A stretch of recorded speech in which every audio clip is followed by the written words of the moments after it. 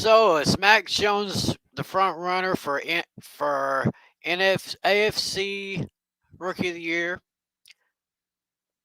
Is Micah Parsons the front runner for NFC Rookie of the Year? And if there is one team remaining on the Detroit Lions schedule, who could it possibly be that they could get that one win? Just that one win? Well, we're going to try to answer those questions and many more as we go into week 11 now. We're on the other side of the schedule now. It's fantasy football fever. And I'd say it starts right now. 15 seconds to air. Stand by, all cameras. Ready with slow motion and isolated cameras. Stand by, videotape, and roll tape. And tape is rolling in less than 5, in 3, 2, 1. Take tape.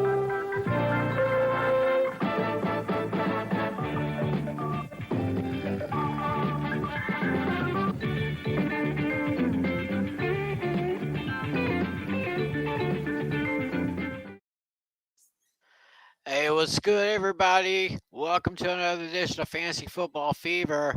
Yeah, it is Thursday night. I was out of town for a few days, but I'm back here. It's Thursday night, November 18th, 2021. We are just 7 days away from Thanksgiving, so hopefully all you have your Thanksgiving plans made. My name is Tim McClellan, and as you can see, I just have this one person over here joining me for now, anyway. My, I could say, my associate producer, I guess. And, well, first of all, I just want to thank him for filling in for me while I was away last week. Thank you so much, the one and only Andrew St. Clair. You're welcome, Tim. It was an honor to take your place here last week, but it was not the same without you. But everything went well, and it was a good show. And anytime that's how it happens again here, you know we could take your spot. Yeah, I saw that show last week, and I gotta say, it was great. It was absolutely great. So obviously we are short some people. Our technical director Irene Namer, she's not feeling a little too well, so we'll wish her the best and hope for a speedy recovery with her. And hopefully we can get some other people here. And although she is not here, I just gotta do this. Hating from the sideline, a flag on the play, like Julio with them. Yeah. Yeah, even though she's not here, we gotta do that Irene Brady love, you know. Yeah. So why don't we just go ahead and get started with this? This may be a very short show since right now it's just me and Andrew, but who knows, we may have someone pop in here between now and the end of the show. We don't have a hot topic for this week since Irene's not here. So I guess we can just go on and review our league last week. I do have some topics here I want to mention about here. Okay. Well, one of the things I'm surprised here is last week, Detroit. I personally thought they wouldn't win, and somehow they ended in a tie against whoever they played last week. The Pittsburgh Steelers. Yeah, the Steel Current here. I mean, I really thought Pittsburgh would do it. So, all right, Detroit. You might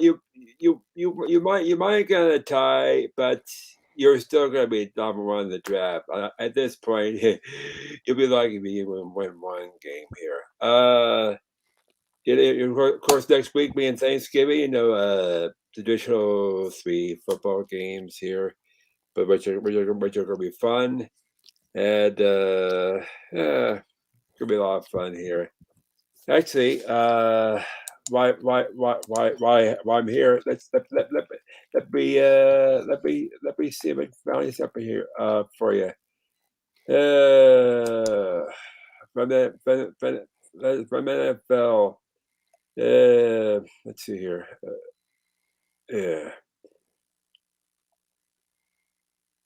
Antonio Brown, no. Okay, here's one here from Tampa Bay here.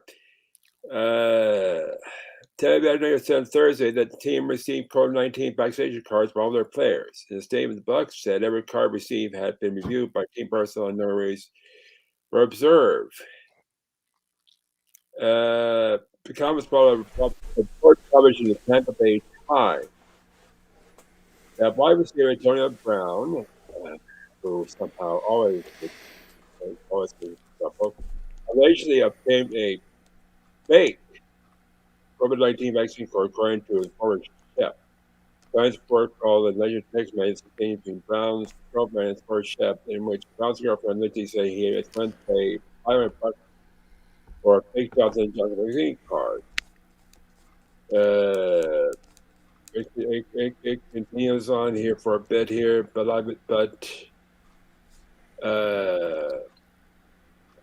I love words here.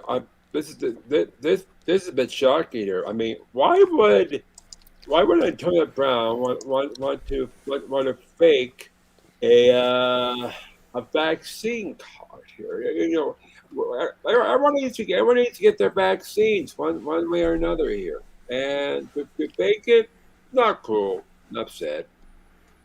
I mean, that's just as bad as Aaron Rodgers lying about being vaccinated when he really wasn't. And with that, ladies and gentlemen, I want to bring in right here our good buddy, the host of Hooked on Sports, Mr. John Flynn. It's been too long, Tim. Yeah, it definitely has. You just jumped in on this little conversation here. Let me get your 2 cents. On Antonio Brown faking his way to the bars in Florida, huh? Yeah. So, he fell for the trap because there were going to be fake vaccination cards around because people were going to be fraudulent and people knew other people were going to be desperate to actually enjoy the things that vaccinated people would want to do. So it's another off the field distraction for Antonio Clown. Do you remember when Antonio Brown was with the Raiders and he was featured in the first couple of episodes on Hard Knocks and like all of the crazy things that he did? I don't think I saw that, but yeah, I can imagine they were crazy, all right. Yeah. All right, well, just another episode of the continuing drama of Antonio Brown, or in this case, Antonio Clown, because that's what he's acting like. Well, anyway, let's go on to our fantasy league scoreboard, see how we did last week. I did not do very well last week. I lost to Mark Leota by a score of 93.9 to 78.7. Lose to Leota? Yeah. It's, I think I'm starting to backslide a little bit because now I'm in 3rd place in the spaghetti division with a 4-6 record. Meanwhile, Mark is pulling up 5th place in the spaghetti division at 3-7. Then we had Nick. He took down Irene by a score of 164.7 to 153.2, which brings Nick's record to an even 5-5, 2nd place in the spaghetti division. That brings Irene's record to 5-5, 3rd place in the meatballs division. Then probably go ahead and smile, Flynn. You deserve this one here. Yeah, go ahead and smile. It's not fair. It's not fair for me to celebrate like that because Putnam didn't set his lineup. He didn't set his lineup. Yes, so his supposed wide receivers were DeAndre Hopkins and Robert Woods, but Bob Woods tore his ACL, and Hopkins didn't play against Carolina last week. But But I would have lost. I would have lost to 5 of the players of the opposing teams. But one thing that I did have going in my favor was that the Panthers defense. I actually did start the Panthers defense. Because I was planning on starting Washington's, but the Panthers defense gave me 17 points for that dominating effort against Arizona. But neither of my regular starting running backs were available. Kamara was still hurt, and Saquon was on bye. So basically, the final score of that matchup was 132.8 to 83.9. Flynn still holds first place in the Meet the Ball division with an 8-2 record. Meanwhile, Alex Putnam falls to 4-6, bringing up 5th place in the Meatballs division. And then we had Natalie defeating Ryan Carroll by a score of 156.3 to 107.0. Natalie is holding first place in the Spaghetti division with a record of 7-3, while Ryan is holding 4th place in the Spaghetti division with a record of 3-7. And then congratulations to Andrew here. He defeated Adam, the closest matchup of the week, 143.9 to 140.6, which holds Andrew in first place. Second place in the Meatball division with a record of 7-3, and that drops Adam Oliver to 4-6, 4th in the Meatballs division. So that was week 10. Now we jump ahead to week 7, and we begin week 11 with a tall task for me because I have got Flynn. And we do each have a player that is currently playing because today is Thursday. And we do have a game going on right now. It is the New England Patriots against the Atlanta Falcons. We will bring you this is the exact reason why we don't do podcasts on Thursday night. Yeah, no, it was because of my schedule, Yeah. So we should be back to normal. Yeah, but did you see the updated score of our matchup? Mm-hmm. 8-2-1. Yeah, right. It ain't gonna be like that for long. Yeah, but you know how I got the -1, right? Because the Falcons were driving down the field and they had a 45-yard field goal attempt, which Younghoe Koo. Hence Koo and the gang. So he made it, but the Falcons were called for an illegal procedure penalty, so it backed them up 5 yards. So then Koo tried from 50 yards, he shanked it to the left, and that's why the game is still scored. The Falcons don't have any points up. Ouch. Anyway, right now Flynn is projected at 149.9. I'm projected at 141.5. We'll see how that goes. We got Ryan taking on Nick this week. And right now, Nick has the edge projectively 141.0 to 138.2. Irene is projected at 170.2, while her opponent, Andrew, is at 148.8. We got Leota and Natalie matching up this week, and Natalie is projected at 167.5, Leota at 105.5. And then we have Adam Oliver taking on Alex Putnam.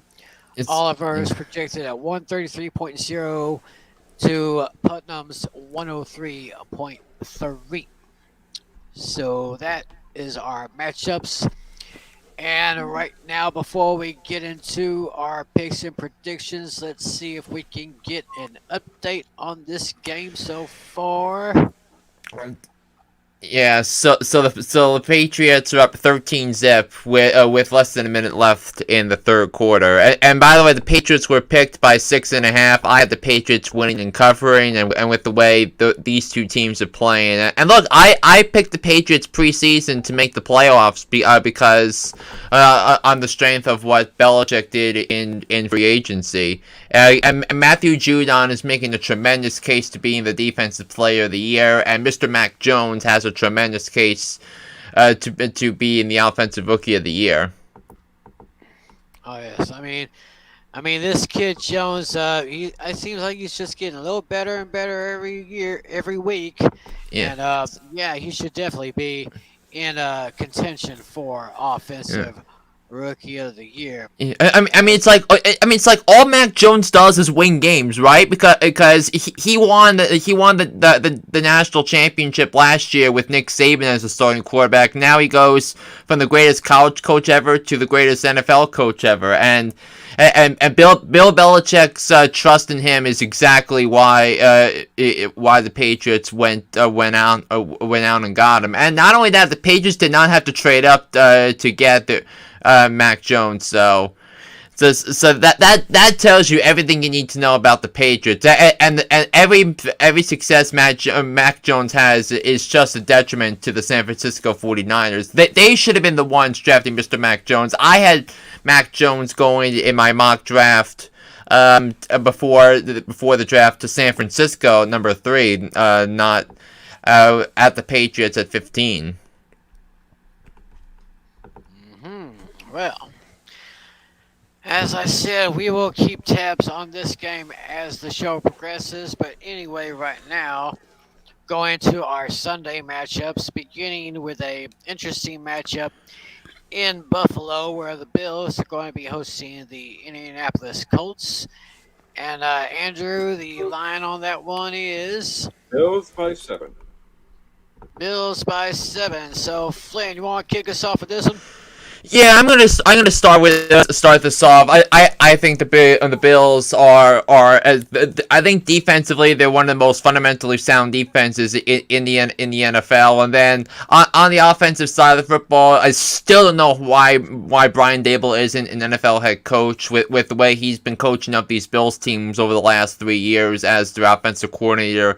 But remember, this is a Colts team that did not play their best against Jacksonville, and I don't think they're going to come out mad at all. This is, however, a rematch of that surprisingly intense wildcard game between the two teams. It came down to the final play. But I think the Bills are the better team. I think that they improved on defense. If the Bills defense played the way they did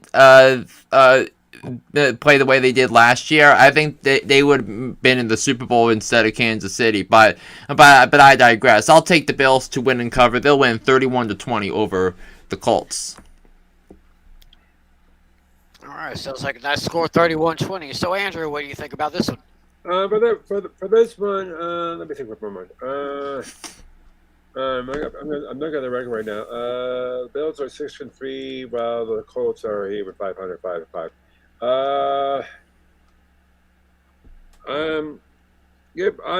Home field advantage is always the way to go here, and stuff like this here. I'm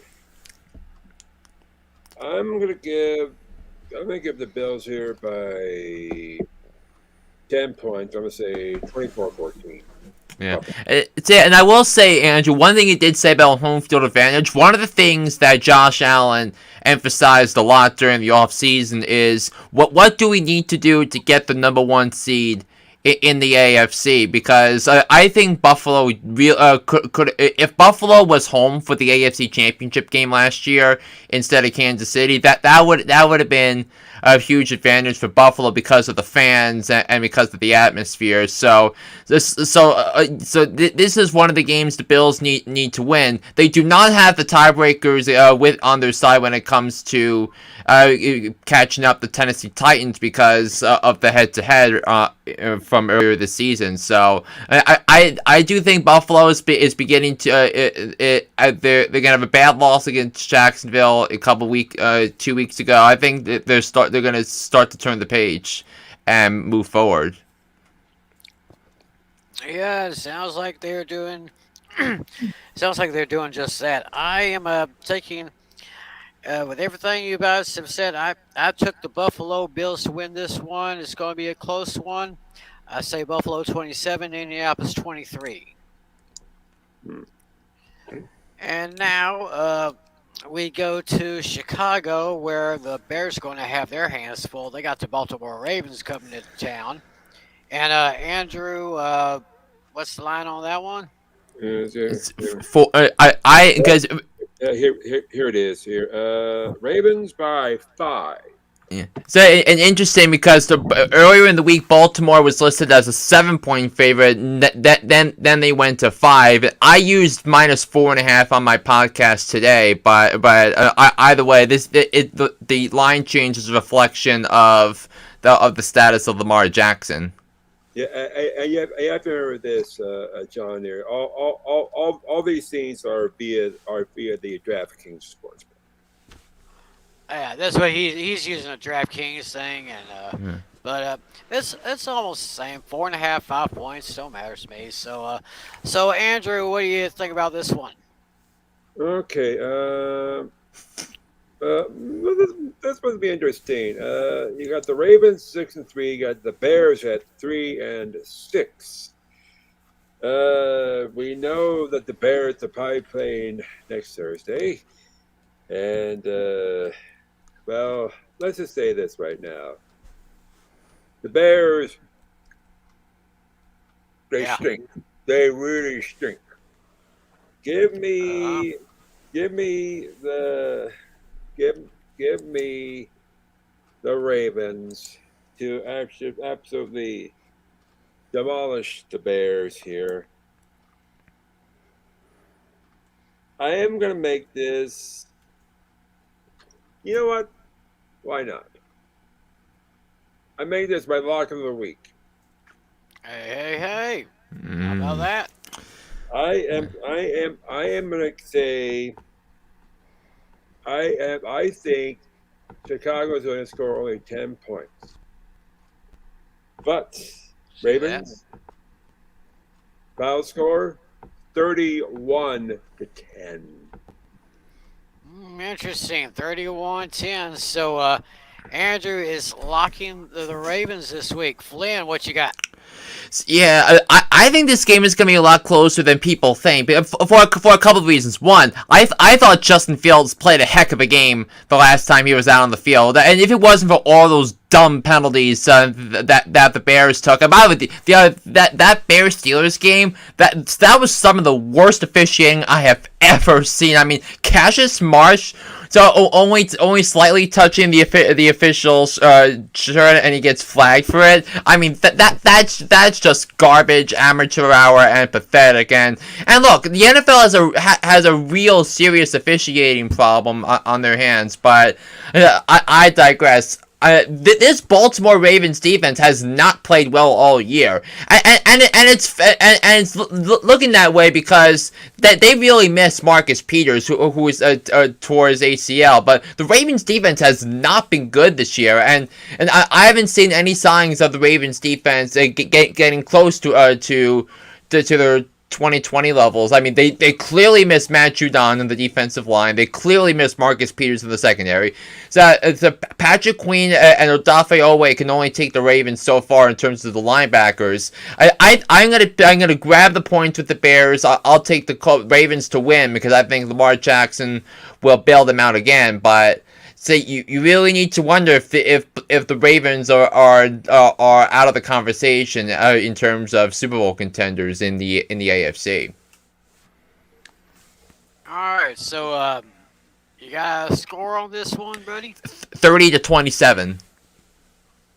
30-27. He's going with the Ravens. I'm going to take the Ravens here, too. Yeah, the defense hasn't been that good, but of course, Lamar Jackson. That offense is looking all right. Not perfect, but they get the job done when they need to, and I say they will get the job done. give me the Ravens over the Bears by a score of 35-14, and I too am making the Ravens my lock of the week.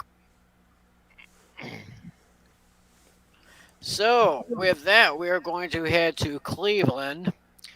I think this is what Andrew told me would be one of the snoozer games of the week. Cleveland is at home against Detroit. And Andrew, I think I heard you say this is the largest spread in the league this week. That's correct, Tim. Well, for the games on Sunday, the one today has to be bigger. But we're talking about Sunday games. This one is the Browns by 11.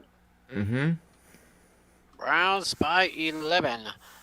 All right, Flynn. How bad? I asked a question earlier in the show.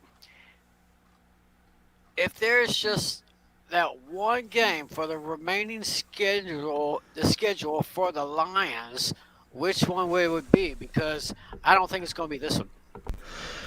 Well, let's take a look at the Lions' schedule because I would argue looking at the schedule maybe the game against the Eagles would have been it, but I just mean let's look. We have Chicago, Minnesota, Denver maybe because Denver has a quarterback problem. Maybe Atlanta because their defense has been terrible.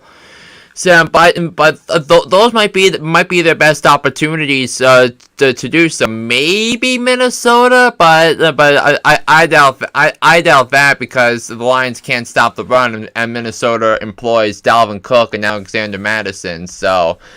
I don't. There's no way in my eyes that the Browns are going to be as bad as they were advertised on Sunday. They got destroyed 45-7 by Mac Jones and the Patriots. I absolutely think they're going to bounce back and win this game. I'll take the Browns to win this game 27-13 over the Lions. And speaking of Lions, can we please get Dan Campbell a win? Yeah, he is the type of coach that I think everyone wants to root for to win based on his colorful press conferences and all the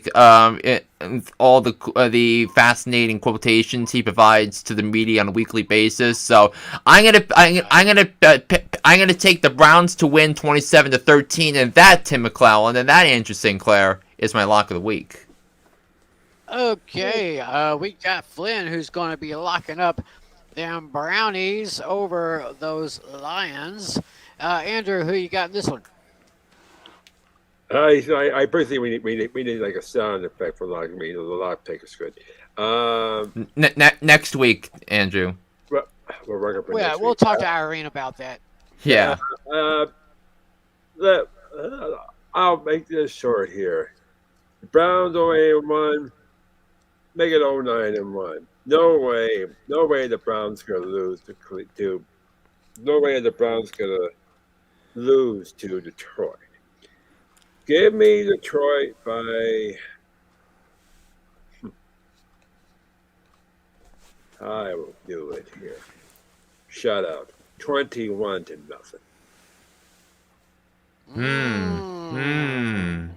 So, he sees the Browns actually shutting out the Lions. Well, I'm going to be just a little bit more generous than that to the Lions, but not that much. I can see this is what I would call a double-up game where a team defeats another team by twice the points of the other team. So I got Cleveland win this one 26-13. But I think if there was that one game that the Lions could win, would be against the Falcons. But they could beat Denver. They could beat Minnesota. Who knows? But that's a little further down the road and a little further down on the list here. We got the Tennessee Titans against the Houston Texans. Andrew, the line on that one? Titans by 10. Yeah, that's what I have on my end too. Titans by 10. Okay. All right, Andrew. Houston just sucks. I mean, they're probably the Detroit Lions of the AFC. Wouldn't you say? Yeah. Houston, they stink. They have one win and 8 losses.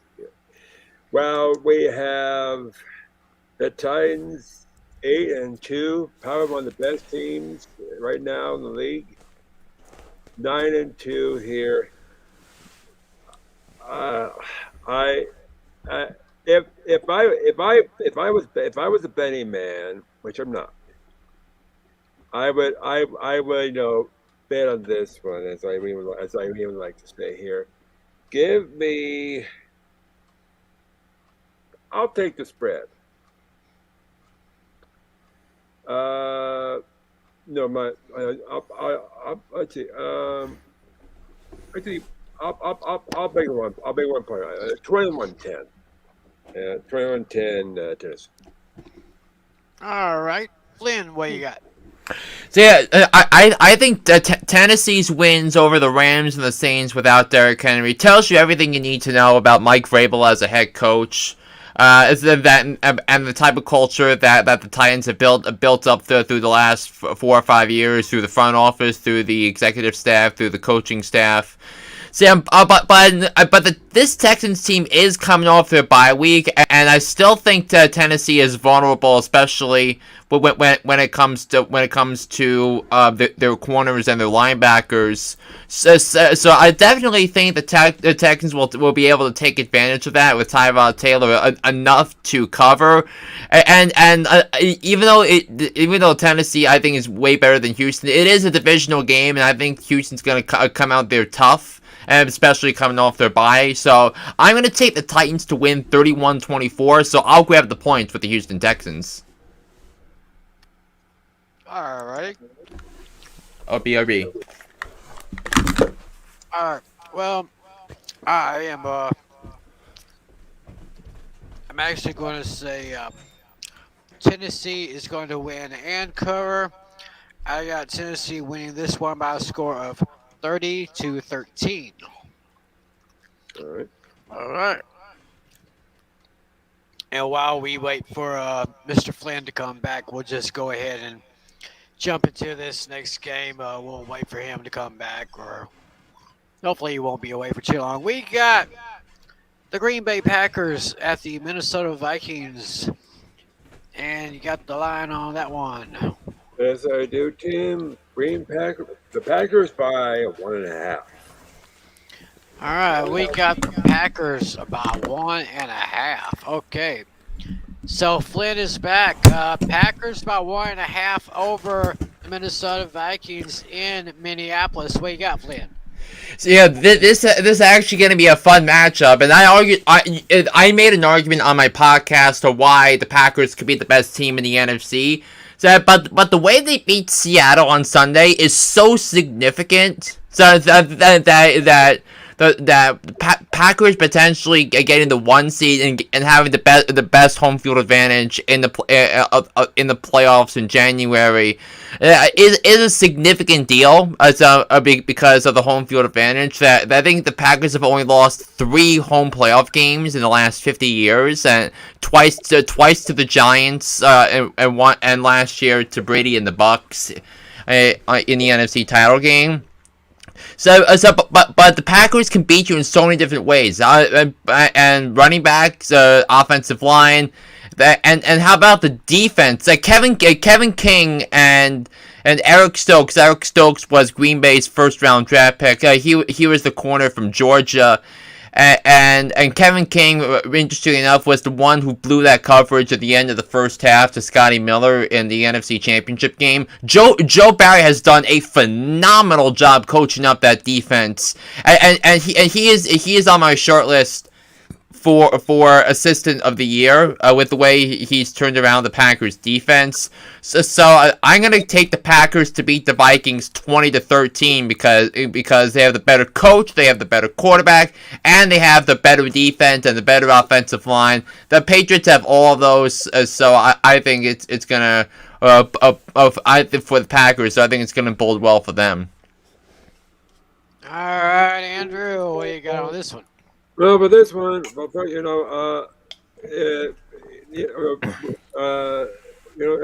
to have Aaron Rodgers back here after he had to take a week off because due to COVID protocols. The Packers are doing so good here. The last time I think the Packers were this good, and I would say it's when they had Brett Favre as their quarterback. Well, I mean, they won a championship with Aaron Rodgers 10 years ago, Andrew. Yeah. I think they'll be in contention here again, and they will. They will definitely show it here this week. Give me the Packers to go 9-2, beating Minnesota in Minnesota. And I am going to do what you did a little while ago, Tim. I'm going to do a double. I'm going to say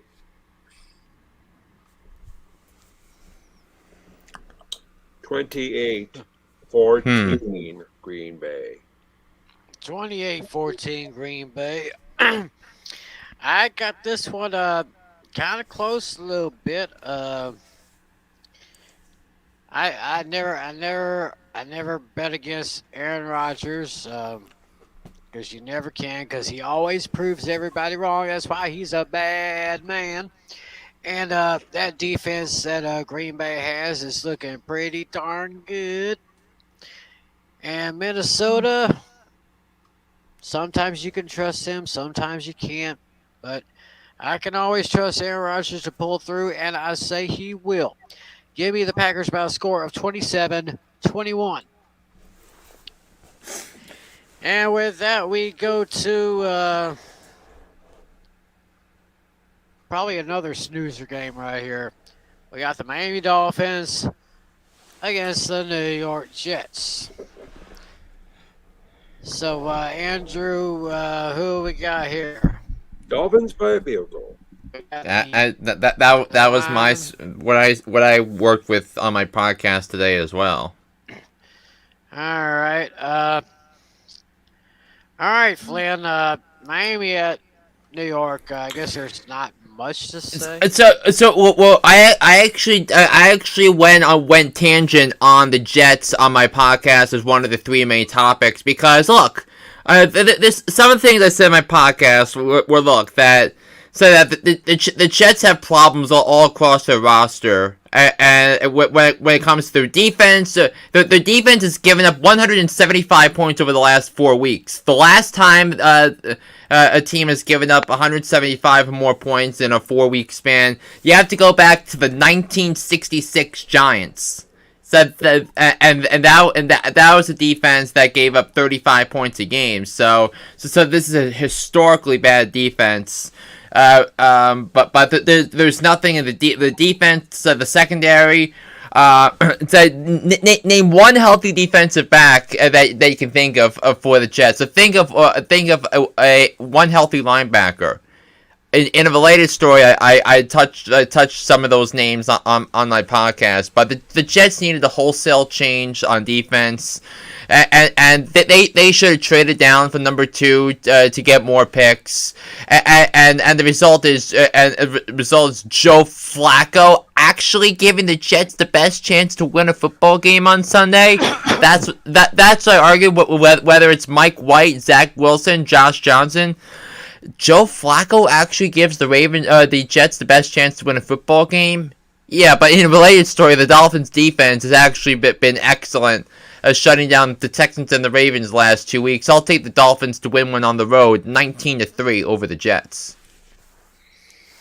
All right, it doesn't seem like a big score game, but Flynn's going with the Dolphins 19-3. Andrew, what you got on this one? Oh, you gotta be kidding me about this. But both teams are pathetic. Absolutely pathetic. 3-7 for the Dolphins, 2-7 for the Jets. I, I, I'm turning this one on for Irene here. Give me the Dolphins to humiliate the Jets here, and like Flynn, I'm going to increase that lead here. Give me the Dolphins 21-3. Ah, interesting. Well, I am going to be just a tad more generous to the Jets. I'm just going to be a little bit generous, but not that much. I see Miami winning this one by a score of 24-10. Like I said, I wasn't going to be that generous to the Jets. I mean, they're just pathetic here. And we got now the New Orleans Saints heading to Philadelphia to take on the Eagles. The line on that one. Eagles by 2. Eagles by a deuce. So, Andrew, what do you say with these Saints and these chickens, as I call them? Well, the chickens, let's say the Eagles here, their win last week was impressive here. And the Saints are really good here. I think it's a toss-up here. However, I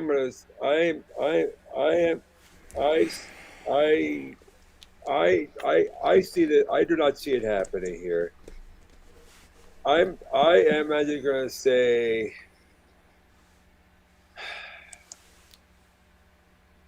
let's do it. I see an upset, minor upset. A minor upset. Just a minor one, but still an upset anyway.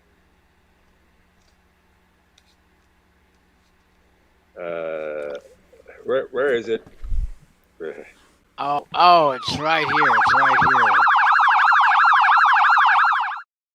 It's not as good as Irene's, and I can always work on one for me. I actually gonna give the Saints. It's a close one. Give me the Saints by 3 points. Wow. And I'm gonna say 24-21 New Orleans. All right, then, Flynn. Upset special. Give me the team with a better head coach and the better defense.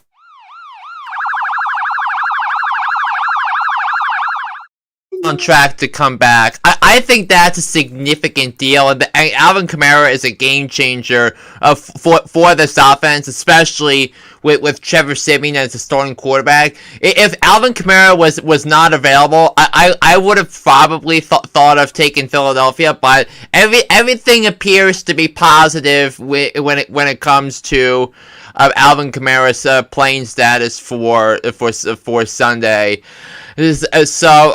But Nick Sirianni, he's not. There's very few coaches that are worse than him. I mean, Vic Fangio is one of them, and he destroyed them in Denver. And Vic Fangio is probably going to be fired at the end of the season. And the Broncos are on their bye week, so I wonder why they didn't make this decision now to fire him if the Broncos aren't going anywhere. But Sean Payton is a Hall of Fame head coach, and he's been proving that on a time-to-time basis. And I think that the Saints, they know they're desperate for a win. They're competing with Philadelphia for that 7th seed in the NFC. I think this game is more important to New Orleans than Philadelphia, because if you look at Philadelphia's schedule after this week, they have the Giants twice, and they have Washington twice. So they could really they really have a strong path to 10 wins. If they win this game on Sunday. So but I think the Saints are the better team here. I'll take them to win 27-21. Tim. Okay. I was going through this one for a little bit. I don't really have a reason why, but I'm actually going with the Chickens on this game to beat the Saints by a score of 21-14. Please don't ask me why. It was just an impulse move, which I usually don't do that much often. But I actually think Philadelphia could pull out a victory against the Saints. So enough of that. Let's go to Carolina. Carolina, they're at home against the Washington football team, or as I call them, the Washington No Names. And the line on that one, Andrew, what you got? Carolina by 3. Carolina by 3. Okay. All right, Flynn. Don't call it a comeback. He's been here for years. What do you say on this one? You can call it the Ron Rivera revenge game. You can call it the Cam Newton revenge game, or whatever. So but look, I think Christian McCaffrey being in the Panthers lineup is a game changer. Christian McCaffrey is one of the 10 most important players in the NFL, and given that he's making $16 million a year on the contract extension that's going to kick in starting next year, so his health and availability is everything. And having Matt Rule as head coach and Joe Brady as the offensive coordinator, I think that this is a tremendous a tremendous boost of energy that the Panthers bringing in a new quarterback and a new running back into the lineup. So, and it worked out brilliantly against Arizona. And I definitely think with a lesser defense than Washington, although Washington did play better against Brady and the Bucs on Sunday. I think the Panthers are going to put up a lot of points on the board. I'll take the Panthers to win this game 27-17 and cover the 3.5 point spread. All right, then, Andrew. Before I went that, I'm going to get back. What Flynn was talking about the Broncos here. I'm surprised that Bridgewater is still the quarterback here. I think they need to. I think they need to get back. I think they need to give it back to Locke here. If I must say that. Getting back to this one here. Welcome back, Cam Newton. You're going to shine. I am going to say Carolina is going to beat the Washington No Names by 7 points, 21-14. All right, then 21-14. Yeah, it looked like Cam Newton looked like the Cam of old last week when he came back to Carolina, and of course, although he may be one of the best quarterbacks in the league, he is still, in my opinion, the worst dresser in this league. I mean, every time I see him on a press conference or something, he's wearing some god-awful stuff that makes me want to just puke, you know? I was even wondering if he's trying to be the Dennis Rodman of the NFL. You mean Des Bryant? No, Dennis. The Worm Rodman. Dennis Rodman from the Bulls teams for the 90s. All right. He wants to be like a modern-day Dennis Rodman. I gotcha. Yeah. But anyway, back to this game. Carolina's looking great again. Run CMC back in the lineup. That is huge. And so is the victory for the Carolina Panthers in this game. I'll take the Panthers to roll over the No-Names by a score of 30-16. Now we go to the last one Eastern games. San Francisco at Jacksonville. We got a line there, Andrew. Yes, we do. San Francisco by 6.5. All right, San Francisco by 6.5. Flynn, 49ers and Jaguars. What do you see? I think San Francisco rediscovered itself on Monday night against the Rams. And what do I mean by that?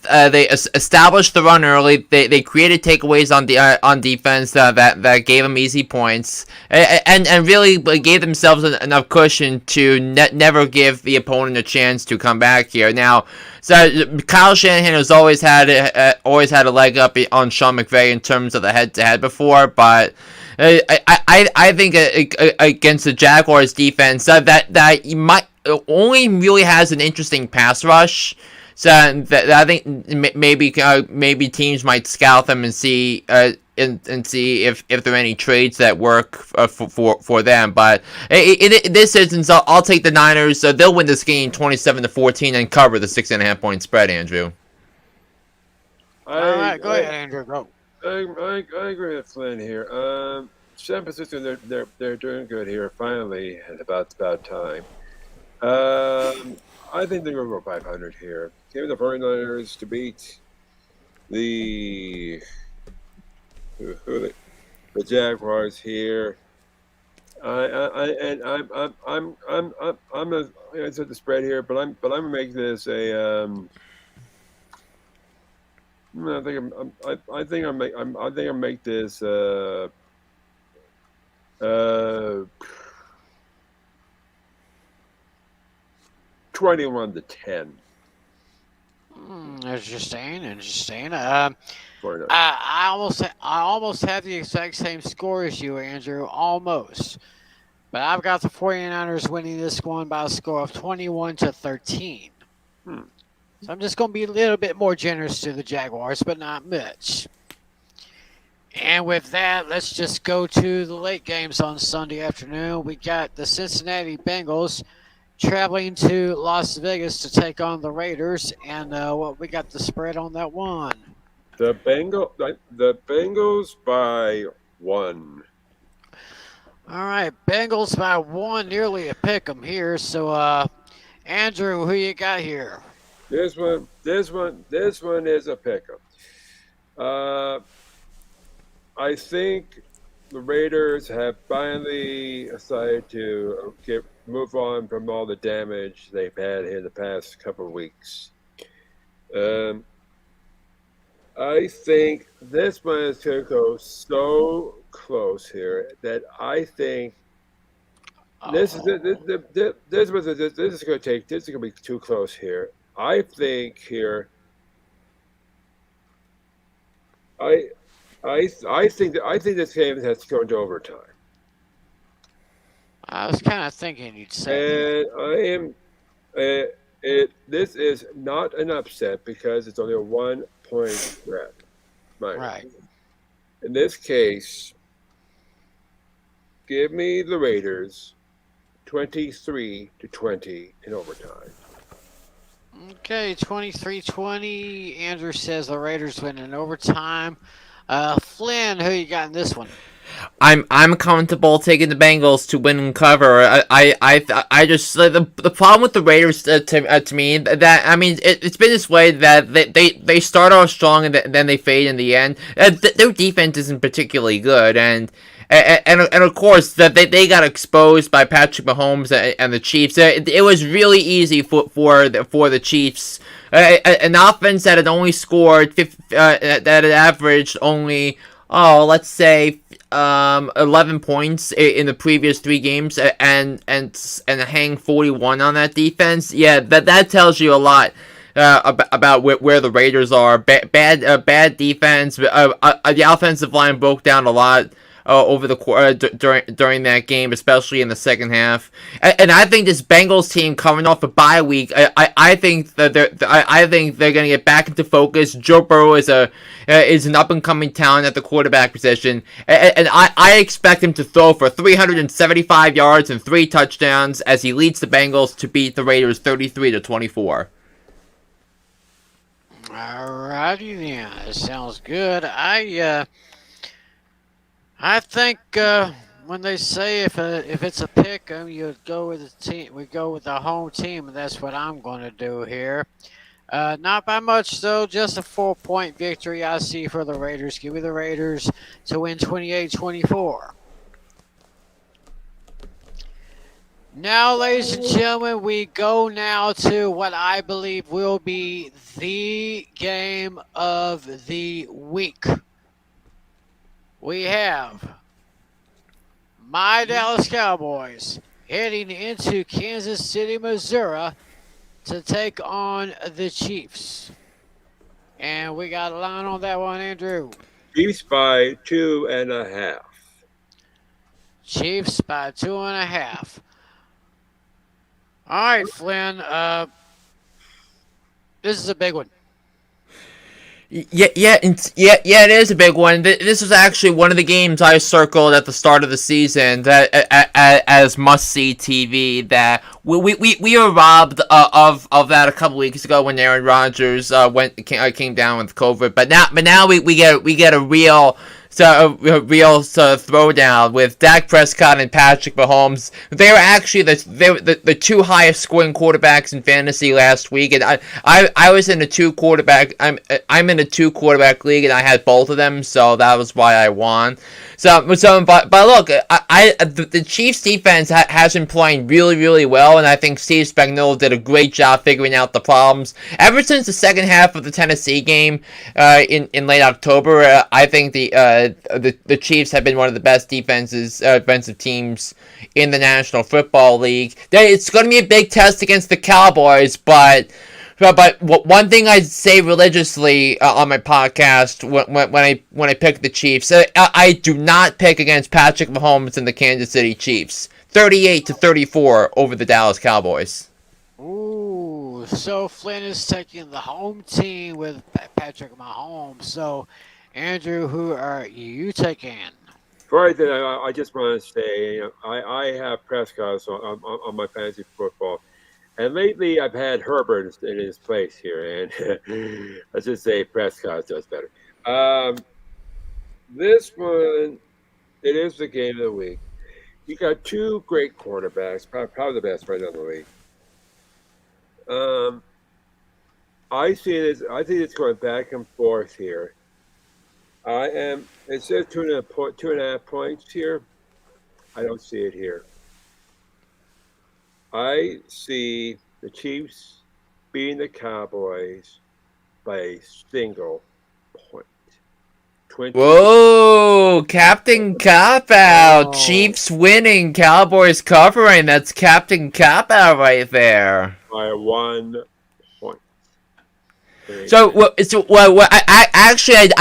did correctly pick a game last week. It was the Tennessee New Orleans game. So I think Tennessee was picked by 2.5. I had Tennessee winning and New Orleans covering. That's exactly what happened. So. But I do give you credit. It's gonna be a heck of a ball game, and I think it's gonna come down to whoever gets the ball last. Yes. And I have been racking my brain on this one, and this is my initial thing. This is what I'm going to put out there right now. I think Mahomes and that offense they're great. The Cowboys offense is great. Cowboys defense is just a little bit better than the Chiefs defense. But I got a bad feeling there's going to be a mistake or two that is really going to cost my Cowboys. And the Chiefs will take advantage of it. I say the Chiefs win by field goal, 35-33. I love my boys, but I got to be real. I think the Chiefs may take them at home at Arrowhead. That's a Brady noisy place. And all that noise could probably get into Dak's head. Hopefully it won't, but that's the way I see it. But I do hope it does not go that way. Hopefully we'll have hopefully the Cowboys will be 8-2 by the end of the day. interesting matchup in the NFC West. We have the Arizona Cardinals at Seattle Seahawks. Andrew, what we got line on that one? Cardinals by 2. Cardinals by a deuce. Andrew, go. This one is well, it's not quite a snoozer here. It's gonna be a snoozer for Seattle here. I see the Cardinals absolutely destroying. Since I see the Cardinals absolutely destroying Seattle here. Give me the Cardinals to absolutely destroy the Seahawks here. 31-7. No, 31-10. 31-10. All right, Flynn.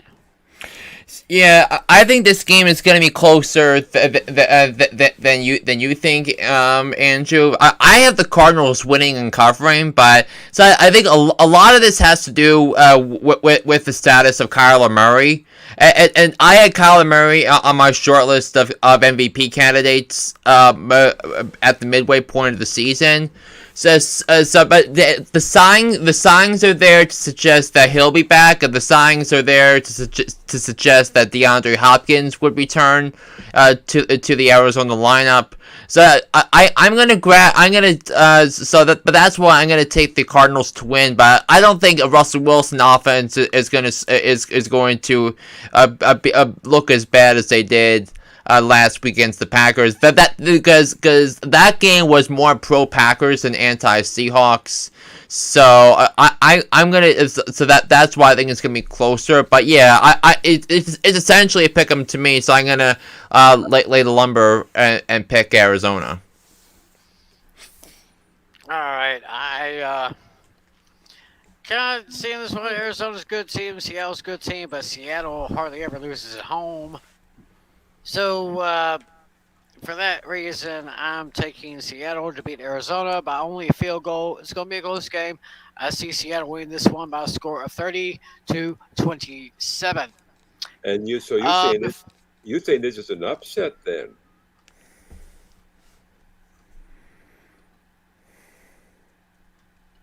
Well, I guess I could hit it again.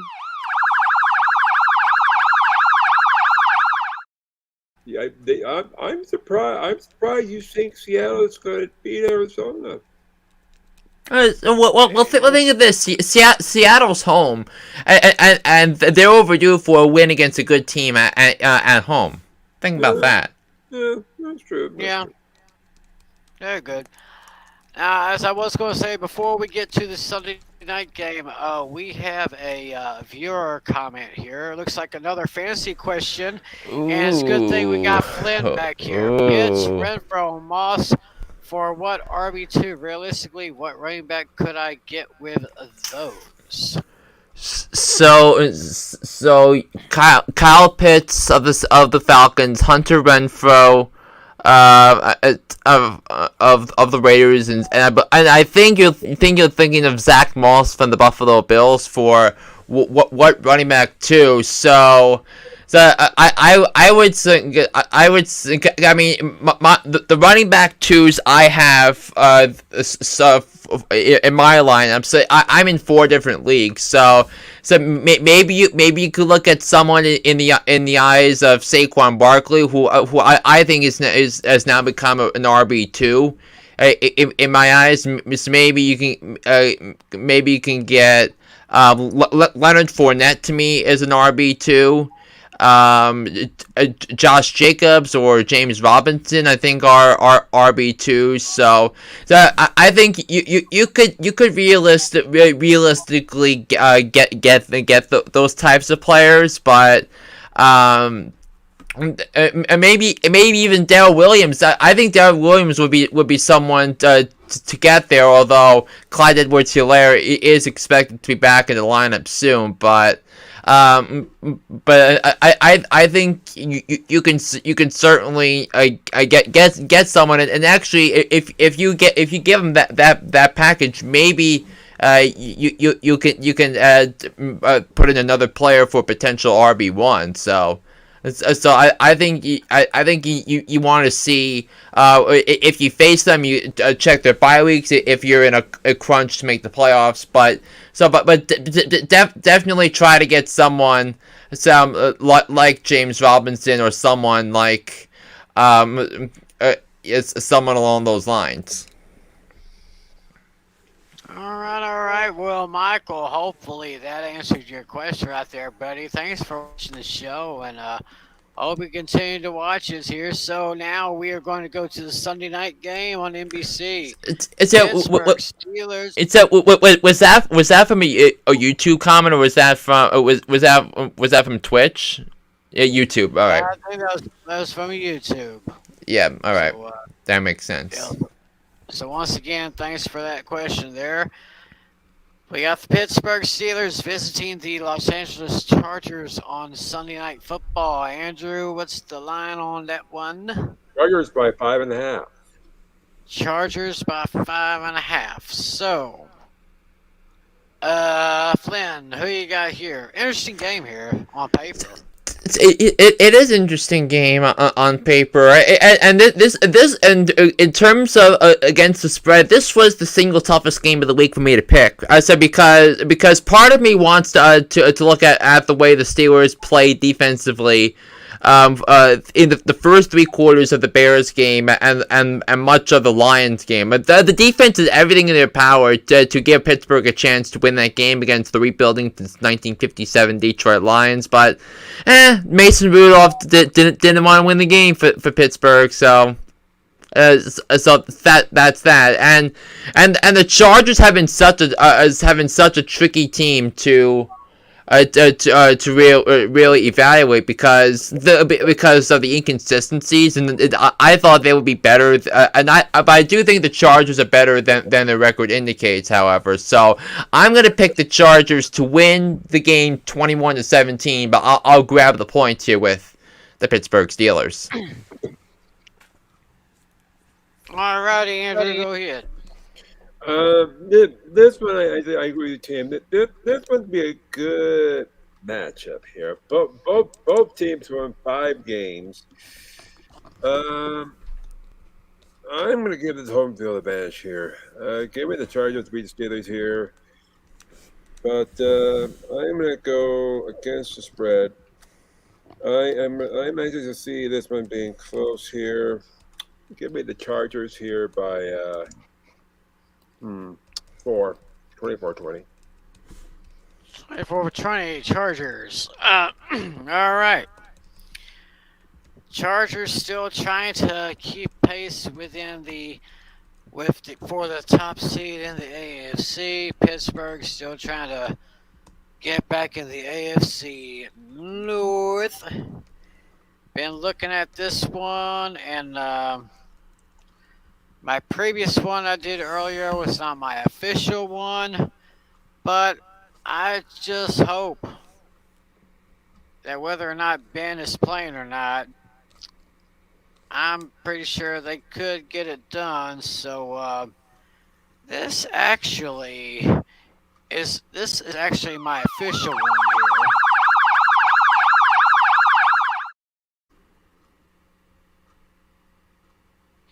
Yeah, baby. Give me the Steelers to upset the Chargers by a score of 27-23. And for that, we go down to the final game of the schedule, the Monday Nighter on ESPN. It's the New York Football Giants taking on the Tampa Bay Buccaneers, and we all know what that Hating from the sideline, a flag on the play. Like Julio with them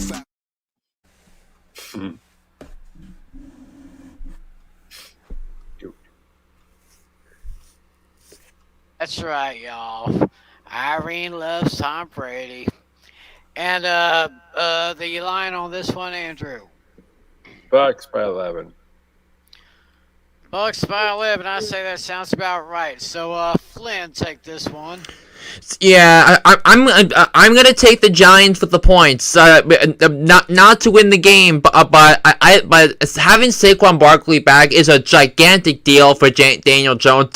When Saquon Barkley is in the lineup, Daniel Jones is actually a legit starting quarterback, and the numbers for the first 4 weeks of the season for Daniel Jones were excellent. When Saquon Barkley is in the lineup, it adds that one threat that Todd Bowles has to prepare for in terms of putting more time in on the run, and then more good news for the Giants on practice, because Kadarius Toney and Kenny Golladay were both taken off the injury report, so they were full participants in practice, and they're good to go for Monday night. And also, the Giants designated the return of their left tackle Andrew Thomas, and if we can get Andrew Thomas back to what he was in week 4, when everything was put together, I think the Giants can make this a really competitive game. But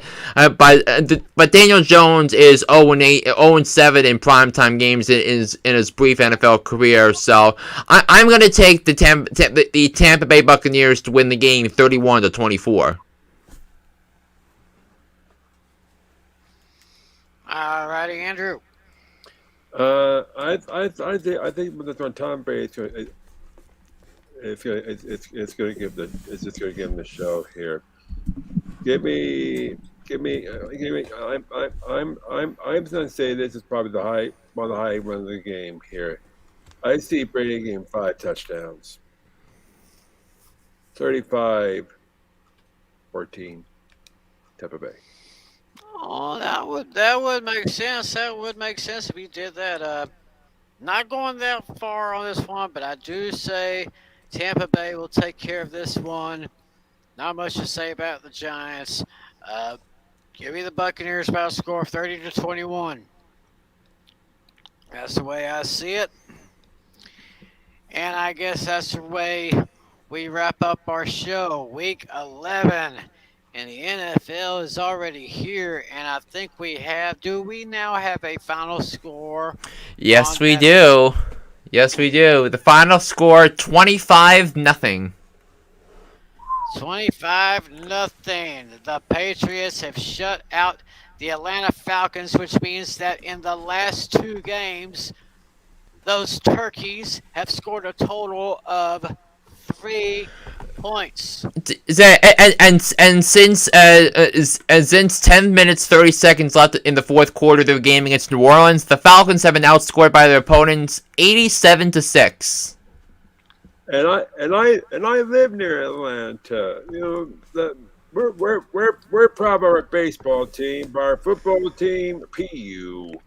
It's one thing, because the Patriots got those last 6 points on a pick 6, which benefits Irene, because she started the Patriots defense in fantasy against you, and the Patriots defense scored 28 points in fantasy points against you. So have fun, Andrew. Oh man! Let's get hit on a pipe dream. Was a fatal mistake? Cause the time ain't up yet. A parts of my mind. It's 4 interceptions, 4 sacks, a pick 6, a shutout, and fewer than 200 points allowed. So everything adds up to 28 points. And what was the Patriots projected to score in terms of their defense? They were projected 10.4 points. They gave Irene 28 points tonight. Oh, don't worry. I have New Orleans. They have Philadelphia. I don't think they'll throw that many. Yeah, you're not beating Irene this weekend. Oh yeah, but I see Tim beating you. No. I don't know. I don't know. Why would I explain how I beat you in the revenge game a couple weeks ago, huh? So, but I still have a better record than you. So you do. We will have to save that for another time, because we are like plumb out of time for this week's show. Hey, didn't have all we wanted, but I got Andrew St. Clair. I got John Flynn. Hey, Flynn, if you noticed, I've given your show a little PR in the description section. Wonderful. Yeah, so we can get more listeners for Hooked on Sports. Hey, click on the links in the description section below, people. You gotta listen to John Flynn. He's got It's two it's shows, it's two a shows during the week. it's yes yeah. What sites are you live at? Is this YouTube? Is this also Twitch? Because I'm not as familiar with Twitch. Okay, yeah, we have this show on Twitch too. So Mm-hmm. Spotify, Apple Podcasts, basically wherever you can find podcasts. Look up Hooked on Sports and look up the name John Flynn, and then you got it. Sit back, relax. This guy is great, great show, great information. You're gonna love it. So Flynn, thanks for being back with us. It's been a while. No. No problem. And this was this episode I uploaded today. It's actually I think it's actually one of the best ones I've ever done. So definitely share and subscribe and give it a follow. Yes, give it a follow. You're gonna love it. Flynn, great to have you back, bro. Good to have you back. Oh, thanks. I'm great to be back once again, Andrew. Thank you for sitting in for me last week, and let's do it again next week, huh? You bet. Can we do Tuesday at 10 10 Eastern next week, 9 Central?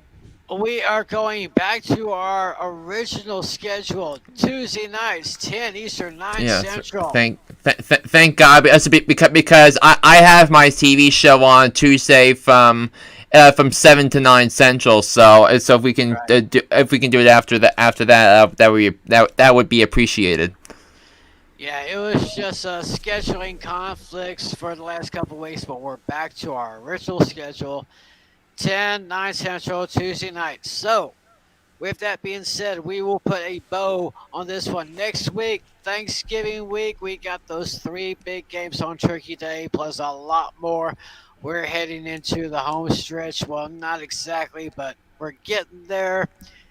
Y'all come see us next week. For John Flynn, for Andrew St. Clair, for my technical director, Irene Namer. Get well soon, Irene. And everybody here on the show, my name is Tim McClellan. Thanks for joining us. Enjoy the games. God bless you. And as always, be a good sport. See ya.